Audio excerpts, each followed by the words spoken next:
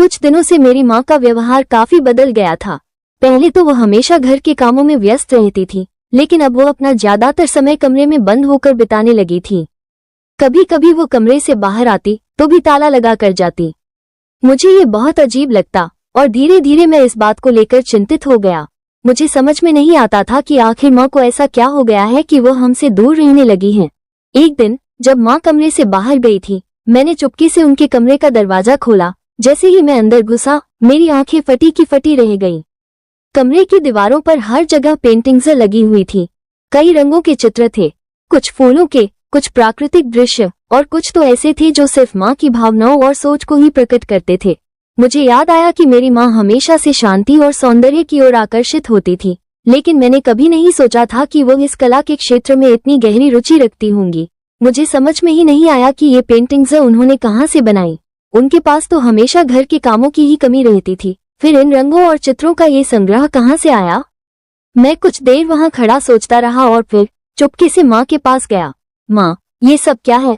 मैंने उनके पास जाकर पूछा। माँ एक पल के लिए चुप रही, फिर धीरे से मुस्कुराते हुए बोली, बच्चे, तुमने देखा, ये मेरी तस्वीरें हैं। पर माँ, तुमने हमें कभी नहीं बताया कि तुम इतनी अच्छी चित्रकार हो। ये सारी पेंटिंग्स इतनी सुंदर हैं, क्या तुम हमें पहले ही बता सकती थी? मैंने आश्चर्यचकित होकर पूछा। माँ की आंखों में एक हल्की सी नमी थी। उन्होंने अपनी कहानी शुरू की। बचपन में मुझे पेंटिंग का बहुत शौक था, लेकिन तब हमारे घर में पेंटिंग्स के लिए कोई जगह नहीं थी।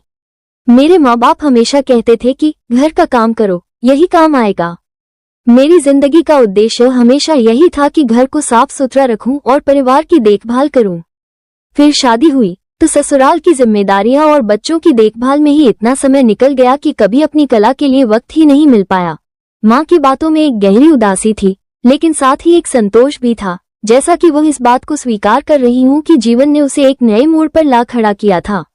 वो आगे बोली, जब तुम बड़े हो गए और अपनी जिंदगी में व्यस्त हो गए, तो मुझे लगा कि अब मुझे अपनी रुचियों को फिर से जीने का समय मिल गया है। मुझे लगा कि मैं थोड़ी तो अब अपनी जिम्मेदारियों से मुक्त हूँ, इसलिए मैंने अपने दबे शौक को फिर से जीने शुरू कर दिया। मैंने हमेशा से सोचा था कि, और मुझे विश्वास भी था कि एक दिन मैं ये सब बिना किसी डर के कर सकूंगी। आखिरकार उम्र के इस पड़ाव में मुझे यह मौका मिल ही गया और मैं अपने आप को बहुत खुशकिस्मत मानती हूँ, वरना मुझ जैसे कई तो बस मन की मन में ही जीती रहती हैं और इस उम्र तक आते आते तो सारे शौक ही मर जाते हैं। मुझे समझ में आया कि माँ की चुप्पी और कमरे में ताले लगाने के पीछे एक गहरी कहानी छिपी हुई थी, जो उन्होंने अपने जीवन के सफर में कभी किसी को नहीं बताई। मुझे ये समझ आया कि माँ को अपनी इस कला को जिम्मेदारियों के बोझ तले दबाना पड़ा और साथ ही यही भी सिखाया कि अपना कर्तव्य किस तरह से निभाया जाता है।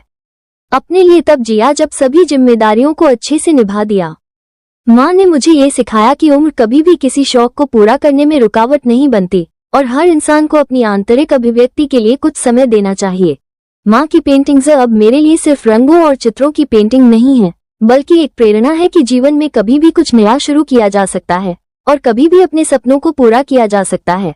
आपको ये कहानी कैसी लगी हमें कमेंट कर जरूर बताएं। इसी तरह की अच्छी कहानियां आप यहाँ पर पढ़ सकते हैं। यहाँ उपस्थित शिक्षाप्रद कहानियां आपका मनोरंजन करने के साथ दिशा भी देंगी। तो बने रहिए हमारे साथ और हमारे प्रयास को सफल बनाएं।